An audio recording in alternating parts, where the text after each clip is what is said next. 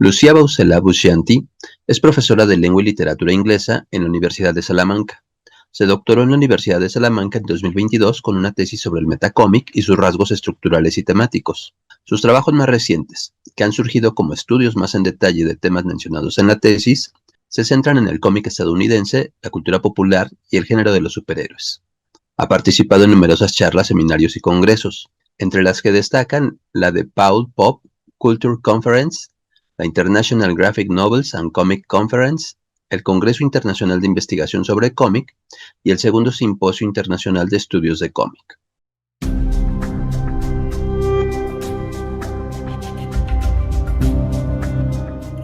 Muchísimas gracias por la invitación y por invitarme a este espacio. Me parece una iniciativa en verdad maravillosa. Ya me gustaría que hubiese una iniciativa así aquí en Salamanca, donde yo vivo.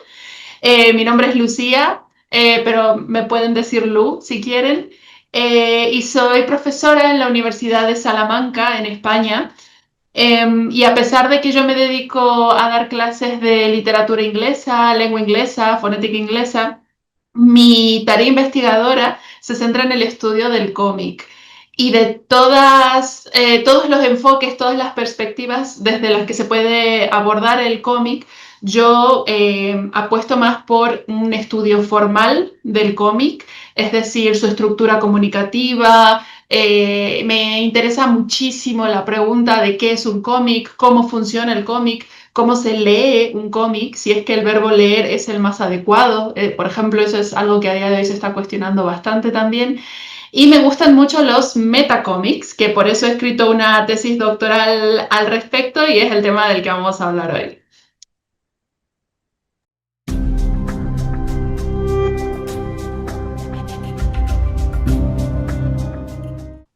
De hecho, el cómic me interesó desde que tengo memoria. Me acuerdo que cuando yo era muy pequeñita, estoy hablando de unos 3 años de edad, estábamos pidiendo unas pizzas por teléfono en mi casa y con la pizza había una promoción de que nos enviaban una versión de una de las pelis de Disney, pero en formato cómic para tenerla como libro. Y yo quería tener el cómic, me acuerdo que era de Pocahontas. Luego, pues creciendo también leía cómics, muchos de ellos eran adaptaciones de pelis que yo ya había visto. Aprendí a leer con cómics y de adolescente pues ya me metí en el manga. En la universidad fui leyendo cosas a lo mejor un poco más de publicación independiente. Y por un tiempo lo dejé estancado durante la carrera porque yo estudié precisamente literatura inglesa y traducción. Y para un proyecto de investigación dije, estaría interesante ver el cómic, ¿no? A ver qué papel tiene el cómic en la cultura popular, cómo podemos estudiar el cómic, cómo se estudian esas narrativas. También quedó ahí. Y luego cuando hice el máster, ahí sí, mi trabajo de fin de máster se centró en un cómic de Deadpool, que ya fue que me metí en el mundo de la metaficción y el cómic.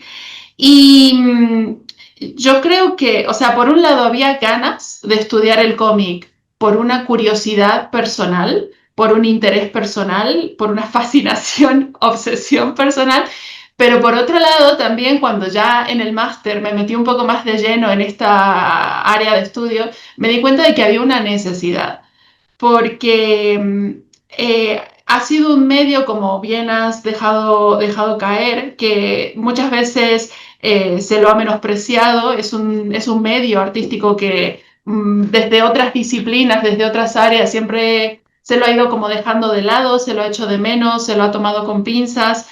Eh, y es algo que históricamente ha pasado incluso con el cine, ¿no? O sea, en el siglo XX, las primeras películas que salieron también, el cine era una bastardización del teatro, una bastardización de la literatura.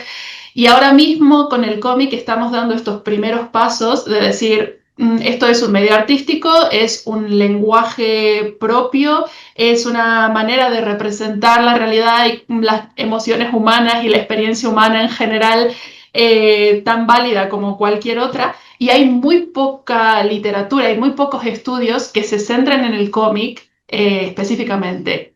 Ya empieza a haber más, pero sigue habiendo muchas obras que no se han trabajado, no se han comparado. Entonces, pues dije, este es un trabajo que hay que hacer, vamos a empezar con ello.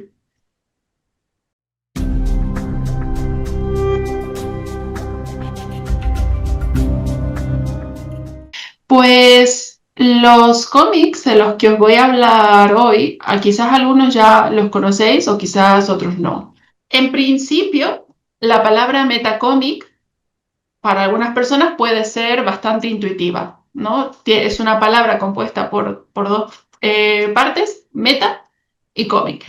Y es muy curioso cómo a día de hoy en el discurso popular, estoy hablando de redes sociales, desde Tumblr, si es que alguien todavía se acuerda de Tumblr, quizás ahora Instagram, TikTok y demás, el uso de la palabra meta es muy común, pero a nivel académico no lo usamos exactamente de la misma forma en la que se puede usar en estos otros contextos. Porque muchas veces vemos en internet que se habla, algo es meta cuando hay a lo mejor un comentario autoconsciente de un personaje que sabe que es un personaje metido en una obra de ficción, pero también se usa cuando se escribe un texto que reflexiona sobre una obra o analiza una obra o predice cosas que puedan pasar a lo mejor en el próximo episodio de la serie del momento, etc. Entonces, para aclarar un poco a qué me refiero cuando hablamos de metacómics, es un cómic donde la reflexividad es central a la obra. Y ahora viene la segunda pregunta de ¿qué es la reflexividad? Bueno, pues para simplificarlo y no marear demasiado con cuestiones terminológicas, vamos a decir que la reflexividad es el conjunto de procesos mediante los cuales una obra ficticia, que esto es muy importante, ya lo veremos luego, el conjunto de procesos mediante los cuales una obra ficticia revela su condición de artefacto, de ficción, de artificio, o reflexiona sobre su propio medio. Entonces, con esto último nos referimos a obras literarias que hablan sobre la literatura, por ejemplo, una obra literaria donde el protagonista es un escritor, una película donde el protagonista es un director de cine, o por ejemplo películas que tratan sobre el cine, ¿no? Como la última de Tarantino, si no me equivoco, de Once Upon a Time in Hollywood. Y entonces, pues en el caso del cómic, tendríamos estos dos grandes tipos de metacómic. Los cómics que confiesan explícitamente que son un cómic, que son una obra de ficción, y los cómics que tratan sobre el mundo del cómic. Cómics que nos presentan artistas de cómics, que intentan publicar sus obras, que intentan definir su estilo de dibujo, que tienen que intentar llegar a fin de mes publicando cómics, lo cual muchas veces es muy difícil, y cosas así. En los casos donde cualquiera de estas dos variantes sea principal a la trama, a la historia que nos están contando, eso es lo que yo entiendo por metacómic. Entonces, cuando yo empecé a hacer la tesis doctoral, me di cuenta de que la palabra metacómic aparecía en varios estudios, pero no todo el mundo la entendía de la forma en la que la entendía yo, que eso es lo que suele suceder muchas veces cuando uno pues, se dedica a la investigación. Y como primeros ejemplos de metacómics, tenemos la imagen que veis aquí a la izquierda, la de Hogan's Alley. Esto muchos autores lo citaban como uno de los primeros metacómics que existían. Y de entrada, si vemos simplemente esta página de un periódico, no, esto puede parecer que no es un cómic, parece más una ilustración, ¿no? Bueno, pues esta serie se publicaba en un periódico, el artista es Outcalt, y se publicaba a principios del siglo XX. Esta imagen en concreto es de 1905.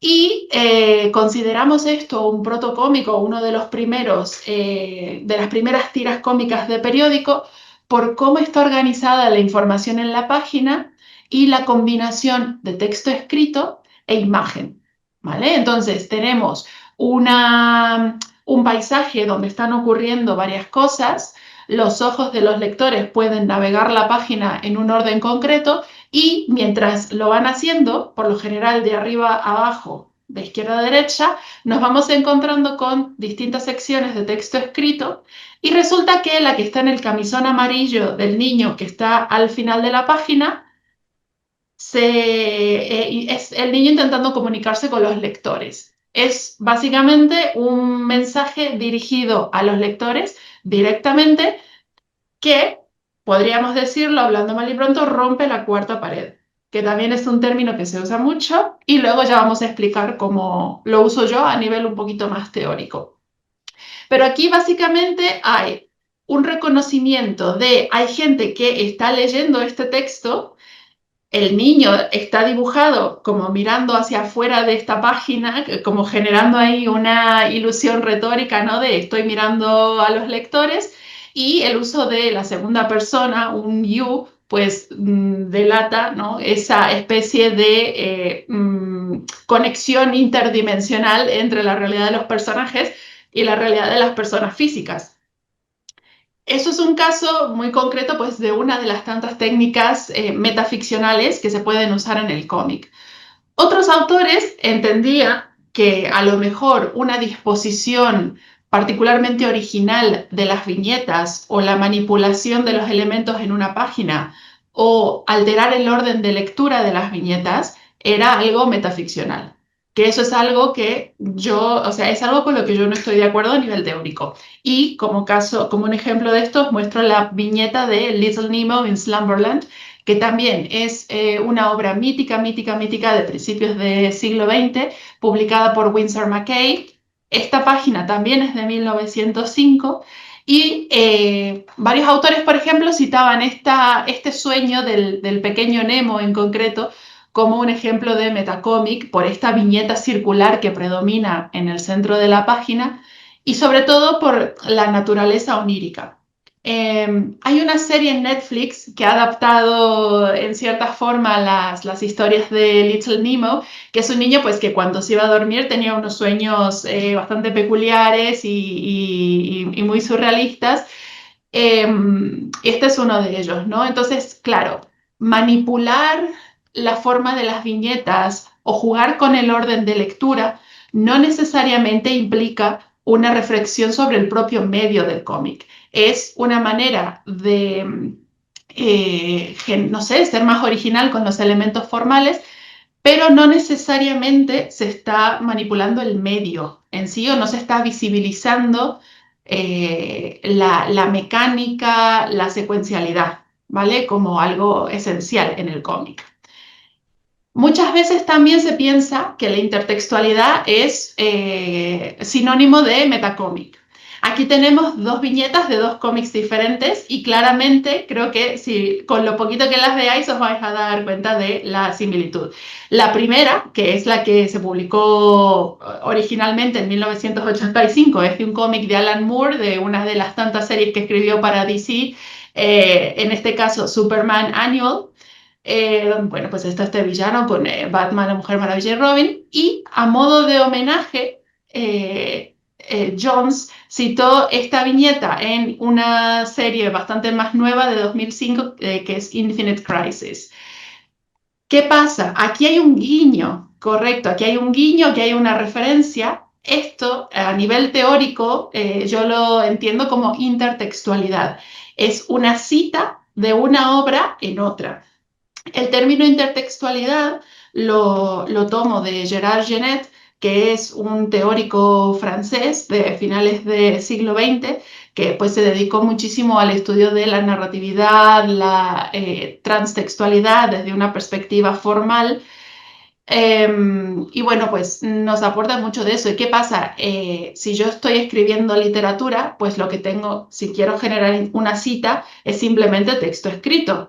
En el cine a lo mejor puedo incluir una foto, una referencia visual y en el cómic también, porque el cómic también es un medio visual.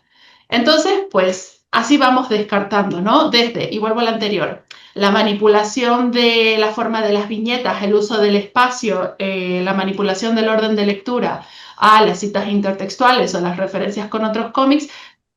Parte de la tarea de investigación ha sido ir pues, limando estos detalles para llegar a lo mejor a casos concretos de metacómics que se ajusten a lo mejor pues, a una teoría un poco más rigurosa y con etiquetas muy claras.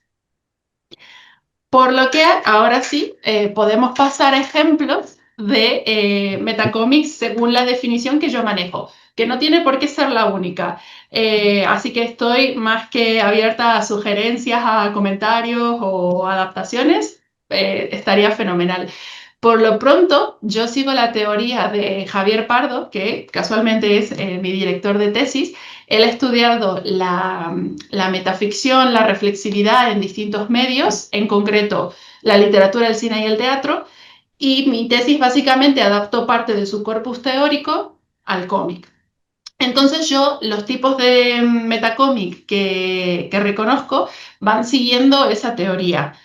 Básicamente son los cómics autorreferenciales y los cómics autoconscientes, que son exactamente los mismos de los que hablé al principio, solo que ahora con estas dos palabras. El cómic Una auto... pregunta Sí, dime. ahí. Un poco como lo vería, lo que acabas de comentar es que son como que habría jerarquías dentro del metacómic, o sea, como que hay niveles como más claros, pues, y niveles más marcados de donde me da la impresión de que lo que está haciendo el autor es como obligar un poquito al lector a hacer esa reflexión, ¿no? De juego con el medio. ¿Sí Sí, serían como jerarquías o como... las hay. Lo que pasa es que, por lo menos la forma en la que lo manejo yo, la jerarquía me ayuda a mí a clasificar qué es un metacómic y qué es un cómic que tiene elementos reflexivos. ¿Vale? Para mí, en el metacómic, la reflexividad, sea autoconciencia o autorreferencia, tiene que ser central a la obra. Si de repente yo tengo un cómic que va de vaqueros en el oeste, galopando a caballo por medio del desierto buscando lo que sea que estén buscando, y en una viñeta uno de esos vaqueros hace un guiño como diciendo, os dije que lo íbamos a encontrar muy fácilmente, refiriéndose a los lectores, eso es un gag, una broma, un episodio muy, muy breve de reflexividad que luego no define todo el resto de la trama. Entonces ahí hablamos de reflexividad primaria y de reflexividad secundaria. Si hay reflexividad primaria, es metacómic. Si es reflexividad secundaria, pues es un cómic que tiene elementos reflexivos. Entonces, tenemos estos dos tipos de metacómic. El autorreferencial, que es el que tematiza el mundo del cómic, los cómics que nos hablan sobre artistas de cómic, sobre la cultura del cómic, y los cómics autoconscientes, en los que los personajes saben que están en un cómic, que rompen un poco las barreras de realidad y ficción y demás. Vamos con el más fácil, yo creo, que es el que nos tematiza a los artistas y nos tematiza el medio en sí. Hay un montón, porque de hecho hubo un boom de cómics autobiográficos. Y en muchos de ellos, pues los artistas cuentan su vida, en tanto sus inicios como artistas de cómic, lo que los llevó a trabajar, cómo fueron sus primeros pasos en la industria. Y aquí simplemente os traigo dos ejemplos muy concretos, pero hay montones. De hecho, tengo otro aquí en la estantería que se llama Futurópolis, que es sobre una artista francesa. Pero bueno, simplemente a modo de ejemplo, tenemos Los Profesionales de Carlos Jiménez, que es un cómic español, donde Carlos Jiménez cuenta cómo fueron, pues eso, ¿no? Sus primeros pasos como artistas de cómic, tanto de él como de sus compañeros, que trabajaban todos juntos, como podéis ver en esa primera viñeta sobre todo, y pues los altibajos que tenían en su vida a nivel profesional. Es un cómic autobiográfico, pero obviamente pues hay una intención estética y una intención artística y narrativa, ¿no? De que a lo mejor pues se dramatiza en ciertos momentos y demás, pero es básicamente un cómic sobre estos jóvenes artistas. Y es muy interesante, por ejemplo, en esta hoja en concreto, se puede ver cómo a la hora de retratar a sus amigos y a sus colegas, Jiménez pues intenta imitar un poco el estilo de dibujo para reflejar las peculiaridades de cada artista, cómo cada uno pues se dedicaba a temáticas diferentes, géneros diferentes, trabajaba de forma diferente. Y bueno, pues este tipo de cómics nos muestran un poco lo que sería el backstage, ¿no? El detrás de cámaras de, pues, luego las obras que tenemos en la mano. Cómo se producen, cómo se crean, la diferencia de trabajar con tinta, de trabajar con acuarela, este papel, este otro papel, y bueno, incluso en los que son ahora un poco más modernos, los artistas que trabajan en formatos tradicionales, los que trabajan en formatos digitales o los que trabajan en formatos híbridos. Y si nos vamos al otro lado del mapa, si nos vamos a Japón, también hay muchos mangas, perdón, en los que los artistas de manga hacen exactamente lo mismo. Y a mí este manga en concreto me ha gustado muchísimo. El título en inglés es A Drifting Life.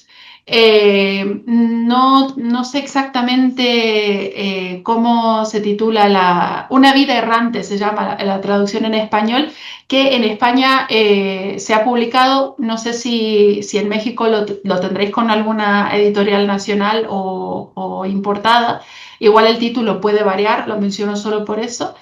Y en este cómic en concreto, lo que más nos puede interesar es ver cómo se producían los primeros mangas. Porque si bien aquí yo la referencia que he puesto es de 2008, ese es el año de la versión, pero es que Yoshihiro Tatsumi empezó publicando manga en la época de Astro Boy, que nos estamos remontando a varias décadas. Entonces, en ese momento el manga se producía y se creaba de formas muy distintas a como se hace actualmente. Las editoriales tenían sus peculiaridades también y Tatsumi muestra con muchísimo cariño y una nostalgia cariñosa, sí, mismamente, el, lo que costaba en aquellos momentos comprar el papel, comprar la tinta para poder dibujar el manga, eh, cómo tenía que organizar su vida para poder sacar un poco de tiempo para ello, luego cuando ya le pagaban, cómo tenía que negociar para que valoraran su trabajo de una forma adecuada y demás. Y quizás también muy importante, la influencia que tuvo Hollywood en aquellas épocas en el manga y cómo a día de hoy, o sea, es muy interesante tener esta perspectiva para entender por qué el manga es como es a día de hoy, ¿no? Remontarnos a los orígenes, ver de dónde vienen ciertas tradiciones, ciertas costumbres, ciertas caricaturas y el rol que tuvo sobre todo Hollywood en configurar el manga a cómo está a día de hoy. Eh, ¿Qué Ahí pasa? Sí, me queda una duda. Por sí, ejemplo, dime. ahí pones dos ejemplos Ujú, donde uno está haciendo, entendería yo, como esas citas de los estilos de los autores, pero ujú, los dos están haciendo como este rollo autobiográfico. sí. Eso no sé cómo suene, pero en el primer caso, en el de Jiménez, sería como un trabajo, tú lo pondrías como los dos son metacómics, pero tiene más elementos como de primer orden el de Jiménez que el del autor japonés, o quedan en un mismo plano, o cómo sería, porque ahí con lo que veo es que en una sola página ya hay como otros elementos, ¿no? Que también ayudan como a darle más, entiendo yo, como más veracidad a lo que se está contando, ¿no? Mm, sí, es una pregunta interesante. Yo quizás a nivel de taxonomía, de reflexividad, los dejo al mismo nivel. Pero sí es verdad que a la hora de analizar cada cómic en más detalle, sí sería interesante ver los recursos que usan para generar subtextos, por ejemplo, ¿no? Si los llamamos así, o metatextos, de cómo nos presentan una obra dentro de otra obra. Porque, por ejemplo, El cómic de Tatsumi, aquí vemos que su hermano, en este caso, está sosteniendo las páginas con las viñetas que ha estado dibujando el propio Tatsumi, pero no nos muestran lo que hay ahí. En cambio, en el otro caso, sí, hay como una pequeña ventana a esta obra dentro de otra obra, que es Los Profesionales, y usa el recurso gráfico de imitar el estilo de este otro artista para demostrar que es una obra distinta a Los Profesionales, al nivel de narración. Al final son recursos que pueden usar los artistas de cómics que son muy interesantes porque son recursos que pertenecen a este medio. En la literatura esto no se puede hacer porque no es un medio visual. En el cine, ¿qué podemos tener? Pues a lo mejor una pantalla donde se esté viendo otra película, ¿no? Pero es un recurso visual, al fin y al cabo. Ok. Correcto. Y lo que decías, que estos son cómics autobiográficos, y ese fue otro reto al que me enfrenté cuando estaba con la tesis, porque también había ciertos académicos que definían al cómic autobiográfico inmediatamente como cómic meta, porque al final pues son artistas de cómics contando su vida. Pero, por ejemplo, cómics muy conocidos como Fan Home de Alison Bechdel y Blankets de Craig Thompson, por mencionar dos solamente, son cómics autobiográficos, pero que no tocan digamos, la parte artística de la vida de Alison Bechdel y de Craig Thompson. Entonces, hay que tener cuidado. Que sea autobiografía no quiere decir que sea meta necesariamente, ¿vale? Y luego, pues, el recurso de ya a nivel de personaje que lee cómics o que crea cómics existe mucho. Y aquí ya nos vamos al plano de la ficción, nos alejamos de la autobiografía. Hay muchos cómics y aquí simplemente os traigo un ejemplo de un cómic de Harley Quinn, de una colección muy chula, por cierto, que se llama Black, White and Red, en el que Harley Quinn pues está leyendo un cómic que ella misma ha escrito, se lo está leyendo a sus hienas, que son sus mascotas, y la historia termina pues al final todos mueren con el propio caos que siempre genera Harley Quinn, que es un personaje muy carismático pero muy, muy, muy caótico. Y pues, en este cómic ella es personaje, es la protagonista y al mismo tiempo nos ha estado leyendo un cómic que ella ha escrito. Al igual que en la obra de Jiménez, tenemos el nivel de la historia y el metatexto, que es la historia dentro de la historia. ¿Vale? Y algo similar pasa en Kikas, que es un cómic que a mí personalmente me encanta. Ya he hablado de Kikas en varias ocasiones en congresos y he publicado algún artículo 2 sobre Kikas, porque es un cómic extremadamente autorreferencial. Las películas reflejan un poco esto, pero ¿qué pasa? En la película no tenemos a un protagonista que es fan del cine. Hay un protagonista que es fan del cómic. Entonces ahí hay dos medios que están dialogando entre sí. Pero en el propio cómic sí tenemos el diálogo dentro del propio medio y la reflexión del el propio medio del cómic y del género de los superhéroes. Porque el protagonista, Dave, es un fanboy de muchas cosas, del cómic, de los videojuegos, es un friki y pues tiene ciertos problemas personales muy representativos de los adolescentes de los inicios de los 2000. Y él usa los cómics a modo de manual para convertirse en un superhéroe. Porque él dice, vale, pues la realidad de las ciudades de los cómics de superhéroes es muy chunga, es muy mala, y en esos mundos hay alguien que decide hacer algo al respecto, se pone su traje, entrena y se va a enfrentarse a los malos. ¿Por qué no hacemos lo mismo en la realidad? Entonces él hace eso, lo pasa muy mal, pero bueno, al final básicamente imita toda la trama de origen de un superhéroe, con sus altos y con sus bajos también, y al final se queda un poco con el pan y con la torta, ¿no? Porque no es que se convierta en un superhéroe, porque nunca llega a tener superpoderes, pero sí, por ejemplo, al final del primer volumen llega como a desarmar una especie de mafia que había en la ciudad donde él estaba viviendo, con su sidekick, su compañera de aventuras, su mentor y etcétera. Entonces, pues, no es que el personaje sepa que él es un personaje, pero sí, como pueden ver aquí en esta viñeta, lee cómics de forma casi obsesiva, se conoce cómo funcionan las historias y lo va comentando a medida que se desarrolla la trama. Y toda la historia depende de cómo Dave entiende la realidad y entiende su vida a través de este filtro. Incluso a veces le cuesta un poco diferenciar la realidad de la ficción, pero bueno, eso, imita las aventuras de superhéroes en la vida real, la suya, para convertirse lo máximo posible en uno de ellos. Y luego, pues, otro cómic que quería comentar, porque no solamente porque muchas personas lo han trabajado desde una perspectiva metaficcional, sino que también es una obra extremadamente conocida, es Watchmen, de Alan Moore y Gibbons.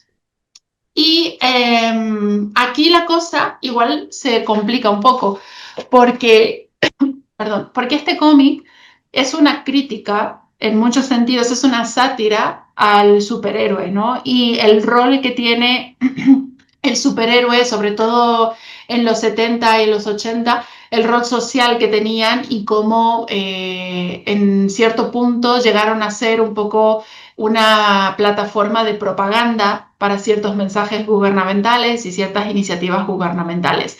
Entonces, la conexión de realidad y ficción en esta obra es extremadamente interesante. Pero volvemos al principio, o sea, desde una perspectiva formal, que haya intertextualidad, que haya crítica social, no convierte una obra inmediatamente en metaficción, sino todo el arte sería metaficcional, porque todo el arte se relaciona con contextos específicos, con discursos específicos y demás. Pero sí es verdad que, bueno, yo creo, o sea, con la gente con la que he hablado sobre Watchmen, algunos me han dicho que los protagonistas son los superhéroes, pero luego estamos otras personas que decimos, sí, o sea, los superhéroes de Watchmen son personajes constantes y muy relevantes en la obra, pero el foco, el interés de la narración muchas veces está en las personas comunes y corrientes, cuyas vidas se ven afectadas por los más y los menos de los superhéroes. Y dos de estas personas son este kiosquero que tenemos en la imagen de la izquierda y el niño que lo acompaña, que va sistemáticamente a leerse algún cómic en su puesto de revistas. Y Watchmen tiene estos breves episodios donde nos muestran un poco el mercado del cómic de superhéroes en los 80. Dónde se vendían, quiénes los vendían, cómo la relación que existía por lo general entre los lectores y el punto de venta al que acudían, la cultura que se generaba en esos espacios y a su vez tenemos de nuevo este nivel metatextual, este cómic dentro del cómic que nos muestra, y son algunas de las viñetas que tenemos en la imagen de la derecha, la historia que está leyendo este niño, ¿no? Donde podemos ver pues el pulp típico de los 80, el texto incrustado con estos bocadillos estilizados a modo como si fuesen papel o pergamino que nos ayudan a distinguir a nivel visual un nivel narrativo de otro. Entonces aquí pues hay una reflexión sobre el mercado del cómic, los géneros del cómic que se leían en el momento, la forma en la que el cómic se puede relacionar con la realidad, pero en mi opinión la dimensión meta se queda aquí. En el caso concreto de Watchmen, que me parecía que era una obra pues que es muy conocida y que merecía mucho la pena mencionar como la entiendo yo en relación a términos de metaficción. Entonces, ese sería el primer bloque, ¿no? De cómics autorreferenciales, cómics que hablan sobre el mundo del cómic, géneros textuales, géneros narrativos, la industria y demás. Vale, entonces, si estamos todo bien, Sí, podemos sí, sí. pasar al... Me sigue quedando un poquito así como, nada más para aclarar. Tú lo que estás como diciendo, ok, estos son autobiográficos, bueno, son como que están hablando de el tema, pero no acaban, o sea, no necesariamente todos acaban siendo metacomics. Sí, sí voy bien. De los que he hablado yo, el único que no es 100% metacómic es Watchmen. Pero los otros sí. Lo que pasa es que hay muchos cómics autobiográficos en los cuales los artistas de cómic cuentan su vida, pero no muestran sus andanzas como artistas de cómic, los problemas que han sufrido, cómo han ido definiendo su estilo artístico y demás. Pero si lo hacen, como es el caso de Carlos Jiménez o Yoshihiro Tatsumi, en ese caso sí, es metacómic. Metacómic autorreferencial, uno de los dos tipos, de los dos grandes tipos de metacómic. Ok, ok. Bien, entonces pues ahora pasamos de historias que hablan sobre el cómic, sobre el mundo del cómic, a cómics bastante más locos y bastante más raros. Y aquí es donde la cosa se pone pues más interesante, si se quiere. Por lo menos a mí a nivel personal, estos son los que más me gustan a mí. Y aquí pues tengo palabras a lo mejor un poco complejas en la diapositiva, porque autoconciencia extradigética, que es extradigético, nivel de enunciación, bueno, pues no voy a complicar mucho con estas cuestiones teóricas, pero si os acordáis, hace un rato mencioné a un tal Genet que se dedicaba a los estudios de la narratología y la transtextualidad. Pues Genet es un autor muy útil para entender cómo se estructura una historia. Porque, por un lado, tenemos la historia en sí. Por ejemplo, nos vamos al cine, nos sentamos en el cine y vemos una historia. ¿Qué sé yo? Por ejemplo, pues Los Vengadores de Marvel. Tenemos a Iron Man, al Capitán América, Hulk, etcétera, pues con su aventura salvando la ciudad y se acaba. Ese es el nivel de la historia. ¿Qué pasa? Tenemos también metaniveles, como los que hemos estado viendo hace un rato, que son obras que están dentro de la obra. Si en algún momento a alguno de los Vengadores se les ocurre ponerse a ver una peli o una serie y nos muestran lo que están viendo, eso es un nivel inferior narrativo, ¿vale? Es una narrativa que va ligada a la narrativa principal. Y esta historia la podemos ver porque hay algo que nos la está mostrando, que es, en concreto, la cámara, ¿no? Si nos alejamos de la cámara o si los personajes rompen su nivel de historia y suben al nivel de, por ejemplo, las personas que están filmando, los directores, los otros actores, el set, el estudio y demás, ahí ya nos están mostrando el nivel de enunciación, donde se produce esa narrativa, que es algo que lo tenemos, por ejemplo, en una de las series de Marvel, She-Hulk, que en algunos sitios se traduce como Hulka, no sé si es el caso de México, eh, pero bueno, rompen esas barreras, ¿vale? Entonces, vamos a ver casos de metacómics que manipulan la forma de el sistema de comunicación propio del cómic, los que manipulan la propia historia y los que manipulan historias secundarias dentro de esa historia. Básicamente se puede pensar como un juego de muñecas rusas. Tenemos tres muñecas rusas, una más grande, una mediana, una pequeña. Vamos a empezar por la más grande, la que está afuera.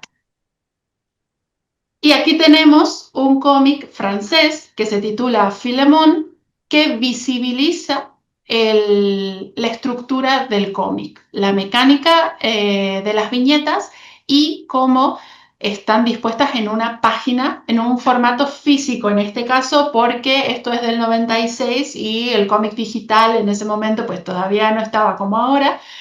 Pero bueno, ya hay cómics que a nivel, o sea, a nivel contemporáneo, pues manipulan las particularidades del cómic digital. Este cómic es el volumen 6 de la serie Filemón, se llama Simbabad the Bad Bad, y los protagonistas son Filemón, que es el niño de camisa azul con rayas blancas, y su burro. Pues van caminando por el bosque y de repente se dan cuenta de que hay algo que no está mal. Es justo la página anterior a esta. Ven que no avanzan, que el árbol ese está siempre en su sitio y por más que ellos caminan no avanzan. Es decir, la secuencialidad propia de las viñetas, la que nos permite avanzar en una historia, parece estar rota. Entonces se percatan de esto, dicen, ¿qué hacemos? Y resulta que vienen estos dos operarios a sacar la viñeta que está estropeada y se la llevan supuestamente para arreglarla. Pero Filemón y su burro pues se preocupan bastante con esto y deciden saltar porque no saben a dónde los están llevando. Y eso nos lleva a la viñeta que tenemos a la derecha, donde tenemos representada una hoja de cómic con la historia que veníamos leyendo, pero tenemos algo más, que es el espacio en blanco exterior donde supuestamente no hay nada. El espacio entre cada viñeta en inglés se llama gutter. Aquí en España le decimos calle, probablemente haya más palabras para referirse a él. Y hay muchos teóricos como Scott McCloud que dicen que el cómic, o sea, la lectura del cómic depende de ese espacio en blanco más que lo que hay en las propias viñetas.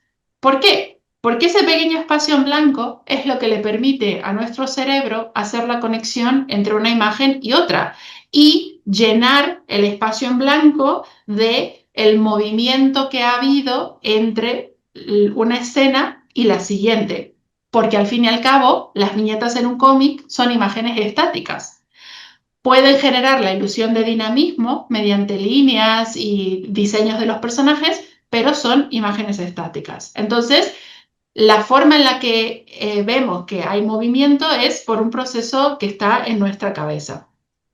Y ese espacio ha sido la fascinación de muchísimos artistas y pues las transiciones también, ¿no? Han sido algo que han preocupado de cómo se generan, cómo se interpretan y demás. Supuestamente es un espacio en blanco, a nivel de la página eso está completamente en blanco, está vacío, pero en realidad, gracias a ese vacío, es que nuestro cerebro permite hacer un montón de conexiones y llenarlo de un montón de conceptos y cosas que estamos asumiendo. Y aquí Fred, el artista, juega muchísimo con eso, porque dice, o sea, lo que nos está representando en esta página que vemos a la derecha es el cómic. Primero es una obra, es un medio visual que está dibujado en una página. En esa página tenemos viñetas que están dispuestas de una forma particular para que se pueda seguir una línea narrativa. Y si esa secuencialidad se ve comprometida por el motivo que sea, entonces la historia se rompe. El cómic no funciona. Y entonces, ¿qué pasa si nos metemos y nos sumergimos en este vacío, en este espacio en blanco? Pues Fred lo que propone es, este espacio en blanco en un cómic jamás está vacío. Y nos muestra, por ejemplo, esta viñeta donde resulta que que Filemón, la bruja y el burro llegan a un mundo también muy surrealista, donde hay un montón de cosas y 25 millones de historias contándose al mismo tiempo. Tenemos a los de los globos aerostáticos, tenemos a estas especies de personas con unos fusiles con unas alas muy inspiradas en Leonardo da Vinci, esta especie de fuerte tanque de guerra en medio de una isla, todo este paisaje bélico y el fondo blanco que nos indica que esto es infinito, o sea que aquí puede haber todo lo que nos podamos imaginar. Entonces, Filemón es un cómic que muestra cómo funciona la lectura de un cómic, cuáles son sus elementos formales, su soporte en la página de papel y reflexiona un poco sobre el potencial que hay en la calle, en la gutter, ¿vale? Como un supuesto espacio vacío que no está vacío para nada. Este sería un primer ejemplo de autoconciencia. Pero si nos vamos a casos más abstractos y más artísticos, si se quiere, os puedo mostrar este caso, que es de un artista que se llama Ibn al-Rabi. Y esto es un ejemplo de un cómic abstracto, según lo define Andrei Molotiu en su antología Abstract Comics, donde Molotiu recopila un montón de obras plásticas muy interesantes que reflexionan sobre el cómic, cómo funcionan las viñetas y sobre todo la dimensión estética de la viñeta. Aquí, si os tomáis unos segundos para para ver un poco lo que acontece en estas dos páginas, tenemos la historia de una viñeta. Es una viñeta de cómic que de repente pues entra esta otra forma, esta forma se expande hasta cubrir el espacio de la viñeta, luego viene otra más fina, se van básicamente como comiendo y absorbiendo unas a otras y al final lo que empezó siendo una viñeta termina siendo una forma rara al final de la página. Aquí me pueden decir, bueno, pero aquí no hay personajes y aquí no hay una historia compleja. Y yo diré, vale, perfecto. Pero hay una reflexión del medio bastante interesante, porque tenemos una cuadrícula, ¿vale? O grilla también se le llama, en inglés es grid, donde en la primera página tenemos 12 viñetas ubicadas en la forma estándar, siguiendo la forma más tradicional de lectura de un cómic, que es una al lado de la otra y se pueden leer perfectamente de derecha a izquierda, de arriba a abajo. Hay una progresión de elementos visuales que van generando secuencialidad y al final, en la segunda página, las propias viñetas parecen comerse a sí mismas, con lo cual podríamos decir que hay una intención de personificar a la viñeta y decir, vale, pues al final, si no hay viñetas, si nos quedamos sin viñetas, no podemos tener un cómic. Se tiene que acabar la historia, porque si no tenemos una manera de poner un marco a la historia que queremos contar, no podemos enunciarla de ninguna forma y se acaba la obra. A mí, esta me parece muy interesante. Dime. ¿Esta de qué año es? Pues el cómic en concreto... Ah, mira, sí, se me olvidó ponerlo ahí. La antología de Molotiu se publicó en 2008, pero las obras no pueden, hay de distintos años. Esta en concreto no lo sé, pero luego te lo puedo apuntar, así si quieres lo pones en la descripción del vídeo. Lo Órale. podemos buscar. Te Mm. pregunto porque me da un poco la impresión, y si quieres lo platicamos después de tu presentación, pero me da un poco la impresión de que mmm, hay como un cierto cambio en el cómic que te obliga también como a pensar en que ya hay un cómic digamos, pues que entra en el rollo contemporáneo, que a mí, por ejemplo, pues sí me parece así como, pues este es como un rollo muy artístico, Sí, pero donde topa mucho con un espectador que dice, el arte contemporáneo es una estafa y es el plátano puesto en la pared, ese es sí. el colmo de la estafa. Y entonces esto, como no tiene nada que contar, o sea, lo único que estoy viendo son rayitas que cualquiera puede hacer, y entonces eso tampoco es un cómic, ¿no? O sea, me hace un poquito así como, Sí, claro, sí, de hecho, totalmente. De hecho, cuando defendí la tesis, el tribunal fue majísimo, ¿eh? O sea, no tengo ninguna queja, pero sí, en un momento me dijeron, vale, de todos los cómics que nos has presentado en la tesis, que fueron ciento y pico, eh, me dicen, ¿cuál es el tipo de cómic que más te ha gustado? Así como una pregunta personal, una curiosidad concreta. Y les digo, pues a mí los que más me han gustado son los cómics abstractos porque, como bien dices, a mí me gusta muchísimo el arte contemporáneo. Me parece algo que es muy rico a nivel de discurso político y que es un tipo de arte que nos fuerza a cuestionarnos muchos conceptos y nos lleva a hacernos muchas preguntas. Es bastante filosófico. Y ellos me decían, sobre todo me acuerdo, el presidente del tribunal me dijo, pues es que de todos los cómics de los que has hablado, los cómics abstractos son los que a mí no me terminaron de cerrar muy bien. De si son cómics, de si son pinturas, de si son tal. Y yo, claro, pero bueno, o sea, yo creo que depende mucho de cómo valoremos o la prioridad que le demos a ciertos elementos formales del cómic, como por ejemplo la secuencialidad, la espaciotopía y la artrología, que son palabras raras, pero que usa un teórico francés que se llama Thierry Groenstein, que publicó dos libros muy interesantes para todas aquellas personas que les guste la teoría francesa, que es densa, pero yo creo que merece la pena. El sistema del cómic es el primero y cómics y narración, el segundo. Básicamente hay dos procesos que reconoce Groenstein, que reconoce más, pero los que yo más me he centrado son estos dos, en realidad, que es la espaciotopía, que es básicamente la disposición de elementos en una página, y la artrología, que es el proceso mediante el cual nosotros generamos lógica para entender una secuencia. Entonces yo creo que eso es clave aquí, por cómo están dispuestos los elementos gráficos y por la progresión que hay entre unos y otros. Bueno, no sé. Luego haciendo tesis doctorales uno mentalmente se va por laberintos muy raros y termina metiéndose en estas cosas. Pero sí, sí, sí, a mí me gusta mucho, sobre todo por eso, por la agencia que le da a los espectadores, a los visitantes, a los lectores y demás, generar ellos significado. Pero sí, entiendo que nada, es un tipo de arte y al final el arte pues tiene que gustar y lo tenemos que disfrutar. Y si no gusta, pues no pasa nada. Hay muchos otros cómics, como por ejemplo este. Esto es un ensayo. Para la gente que a lo mejor en algún punto de su vida se haya planteado convertirse en artista de cómic, que sepa que hay programas específicos de estudio para esto. Y muchas veces hay incluso programas de doctorado donde la tesis final es hacer un cómic. Y entonces hay muchos cómics muy experimentales que tienen este propósito, ¿no? De reflexionar sobre el medio y crear una obra que a lo mejor a un nivel de mercado no es particularmente atractiva según las convenciones del medio a nivel editorial, pero que sí permite pues reflexionar sobre cosas muy concretas.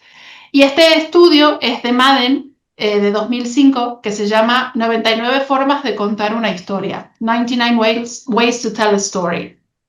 La historia que cuentan absolutamente todas las páginas es la que tenéis en la viñeta, perdón, en la página de la izquierda. Está él trabajando en el ordenador, se levanta, pasa para el salón a la cocina, perdón, de su casa, le preguntan qué hora es, que es la 1:15, da las gracias, abre la nevera, el refrigerador y se pregunta qué era lo que estaba buscando. Se lo ha olvidado. Vale. Esta historia la cuenta con un montón de estilos diferentes y de un montón de formas diferentes. He elegido en concreto 2 páginas que reformulan y reescriben esta historia. La primera, que es la que tenéis a la derecha, es básicamente una especie de bodegón donde se han organizado los elementos gráficos esenciales para contar la historia de forma separada. ¿Qué necesitamos para contar esta historia? Necesitamos globos de diálogo, en concreto con estas formas, y uno que sea de pensar, porque nos va a hacer falta para el final. Necesitamos al protagonista, necesitamos las props, que son el ordenador con el que está trabajando, el reloj donde se fija la hora y la nevera, que son elementos que definen la acción, la escalera para separar espacios, las letras, los números y los símbolos de los globos de diálogo, las viñetas, que me ha encantado que las incluya como un elemento aparte, y el escritorio, el setting. Tenemos básicamente, ¿cómo es que le gusta decir a los chefs de la alta cocina contemporánea? Una deconstrucción de la historia, ¿vale? Y luego nos vamos a otra cosa completamente distinta, que es la que tenéis a la izquierda, que es la misma historia contada en el estilo del tapiz de Bayeux.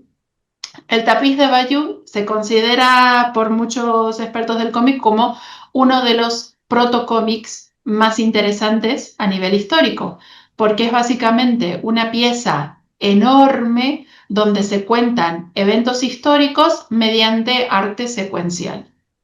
Entonces aquí Madden lo que ha hecho es una referencia directa a este tapiz que está en Inglaterra, es del año, bueno, es del 1500, y ha hecho como este reconocimiento, ¿no? De decir, estas viñetas pues son parte de un legado histórico que podríamos entenderlo, se remonta incluso a el siglo XIV, el siglo XV, ¿vale? Bueno, hay muchísimas más reformulaciones, estas son solo 2, pero no quiero hacer más spoilers. Es un libro muy interesante para reflexionar sobre el cómic a nivel formal. Y luego tenemos de nuevo aquí otra experimentación bastante surrealista que juega ya incluso con el propio papel, el propio soporte. Este experimento es de un artista alternativo de Estados Unidos que se apoda CF y se llama Pierrot Alterations. Hay personajes que se pueden seguir, que uno de ellos es el Pierrot, este payaso. Y yo solamente, para no demorarme mucho en esto, os voy a dirigir a la cuarta viñeta, la que está abajo a la derecha, donde tenemos a esta paloma metiéndose por ese hueco oscuro y lo que parece ser una ventana que nos muestra un personaje en líneas moradas. Pues aquí estamos yendo a un nivel de abstracción bastante grande, al igual que en el de la viñeta caníbal, ¿vale?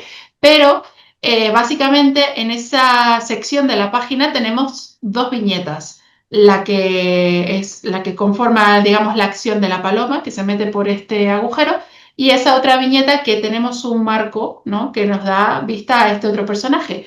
Pues esa segunda viñeta es en realidad un agujero que está recortado en la página y que nos lleva a lo que aquí vemos como la flor que teníamos, y voy a volver. Aquí básicamente volando por encima de la mesa estaba ese florero y el hueco que estaba cortado en la página haciendo a modo de viñeta, ahora pues se convierte en una viñeta para ese florero y ya tenemos una vista completa del paisaje de estas especies de bailarines contemporáneos o deportistas, gimnastas que están aquí en poses dinámicas, ¿vale? Y arriba, y esto es sistemático, o sea, en la parte de arriba tenemos otra de estas ventanas recortadas que nos dan acceso a otra nueva viñeta que está del lado de atrás. Entonces, con lo que juega aquí CF es básicamente darle una dimensión física a la secuencialidad, ¿no? Y cómo cada viñeta básicamente es meterse en un pequeño cachito de realidad diferente a medida que vamos leyendo. Son, de nuevo, reflexiones formales sobre la mecánica de lectura del cómic, ¿vale? Ya a niveles más bestias, pues tenemos la absoluta genialidad y locura que planteó Chris Ware con Building Stories, en los que, una vez más, somos nosotros los que experimentamos y jugamos con la historia para ir básicamente leyendo en el orden que queramos los pormenores de una comunidad de vecinos en un piso de apartamentos. Porque tenemos, como pueden ver ahí en esa fotografía, un montón de fascículos, cuadernillos de distintos tamaños, de distintos formatos, que cada uno básicamente adapta las viñetas a la página, al espacio en el que se encuentran, y no hay una guía de instrucciones sobre cuál va primero, cuál va después. Es básicamente interactuar con la obra, experimentarla, leerla como nos dé la gana, en el tiempo que nos dé la gana, eh, y pues básicamente demostrar que el cómic, si tiene un soporte físico, pues tiene un montón de potencial para disponer del espacio de una forma estética y narrativa, según básicamente pues el soporte que lo aloja. Y el experimento que tenemos a la derecha de Santiago García también va un poco por ahí, pero de una forma todavía más lúdica.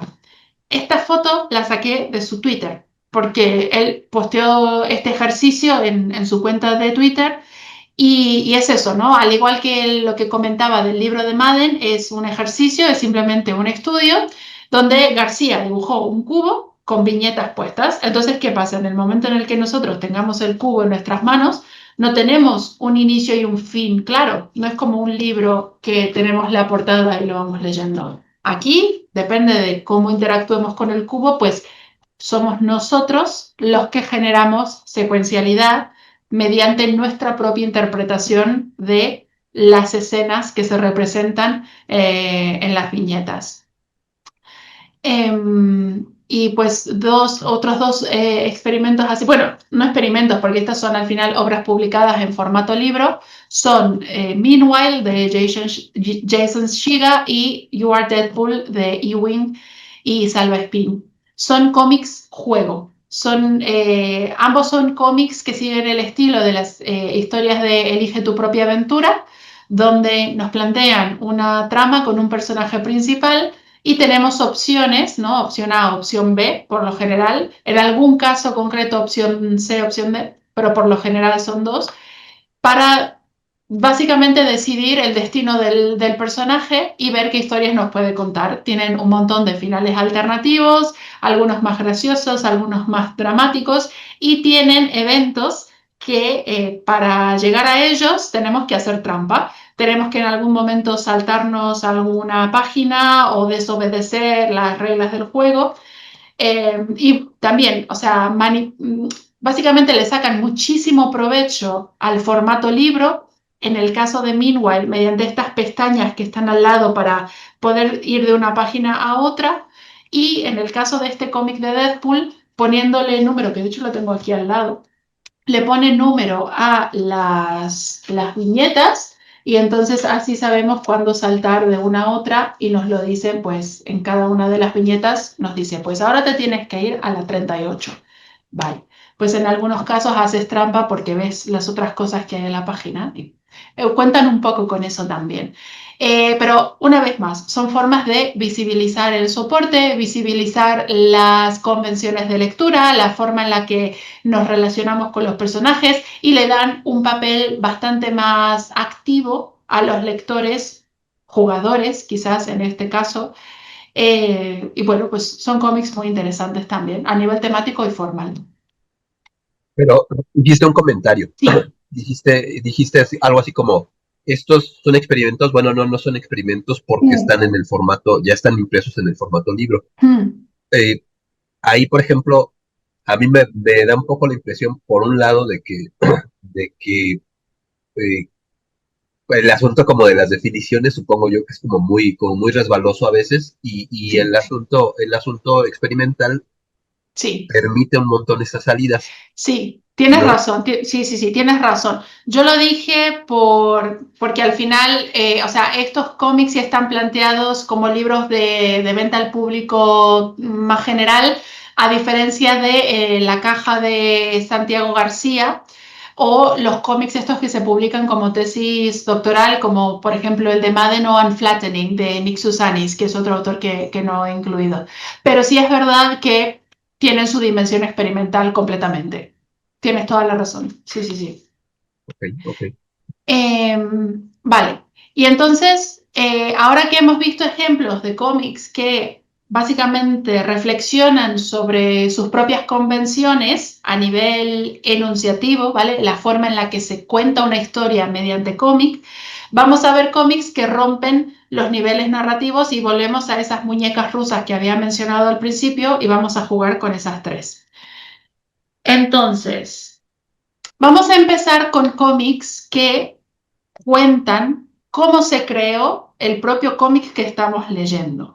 Y aquí probablemente muchas personas reconozcan a Maus de Art Spiegelman porque es una obra súper mega conocida, es la novela gráfica que ha leído todo el mundo, incluso la persona que no tiene por hábito leer cómics, muchas veces me ha pasado, me dicen, yo no leo cómics, pero me he leído, ay, ¿cómo era ese, el del ratón? Maus. Vale, correcto. Pues es una obra súper popular que merece mucho la pena y es una obra que, no sé, la he leído de más pequeña y luego de más grande y le he encontrado capas de significado distintas, así que merece mucho la pena leerla en distintos momentos vitales porque, uff, tiene muchísimo para contar. Y Maus es básicamente la historia del padre de Art Spiegelman en la Alemania nazi, ¿vale? Como un judío que tuvo que pasar parte de su vida en un campo de concentración. La gran parte de la historia que se muestra en las viñetas es la vida del padre de Art Spiegelman. Pero tenemos breves episodios en ciertos puntos donde vemos las entrevistas que le hacía el propio Art Spiegelman a su padre para que le narrara estos sucesos y cómo él se va documentando para luego dibujar el cómic. Y también tenemos muchas viñetas donde vemos a un Art Spiegelman representado, ¿no? De esta forma de ratón antropomorfo dibujando el cómic. Y entonces aquí a lo mejor nos estamos acordando un poco de los cómics del principio, ¿no? De estos cómics autobiográficos que mostraban cómo se hace un cómic y demás. ¿Cuál es la diferencia? Hay una dimensión autobiográfica porque al final sí que toca parte de la vida personal de Art Spiegelman, pero el foco es la vida de su padre, ¿vale? No la suya propia.